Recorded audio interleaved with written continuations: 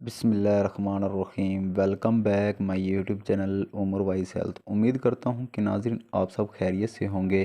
प्यारे दोस्तों, आज की ये वीडियो जो शादीशुदा ख़वातीन व हज़रात हैं, ख़ास कर उनके लिए है जिनके यहाँ सिर्फ बेटियाँ ही पैदा होती हैं और वो औलाद नरीना को तरस रहे हैं।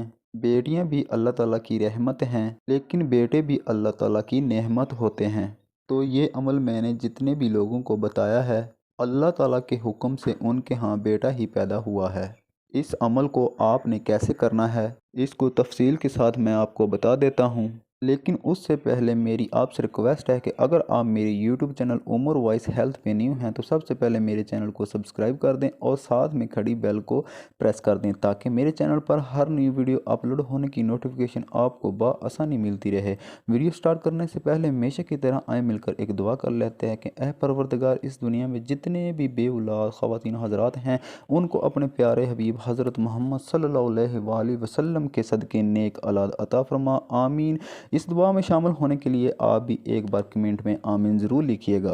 तो नाज़रीन, जिस औरत के यहाँ लड़कियाँ ही पैदा होती हों और वो लड़के के ख्वाहिशमंद हों, तो जब हमल ठहर जाए तो खामद ये अमल खुद करे।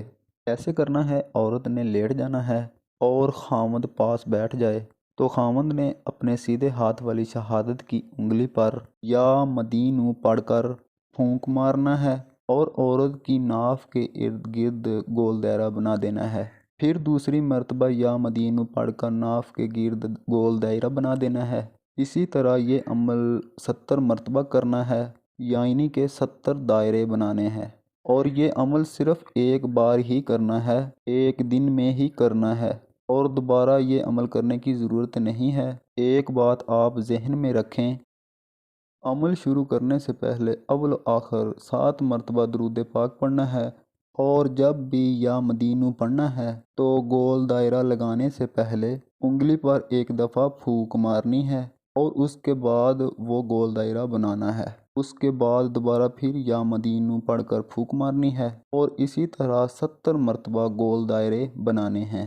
हर दफ़ा या मदीनू पढ़ना है और हर दफ़ा दायरा बनाना है। ये अमल सिर्फ एक दफ़ा ही करना है। आप कोई एक दिन मखसूस कर लें, किसी भी टाइम में कर सकते हैं, किसी भी वक्त कर सकते हैं, उसकी कोई पाबंदी नहीं है। ये हुक्म करने से अल्लाह के करम से जो औलाद होगी वो औलाद नरीना ही होगी। बहुत ही आज़मूदा अमल है।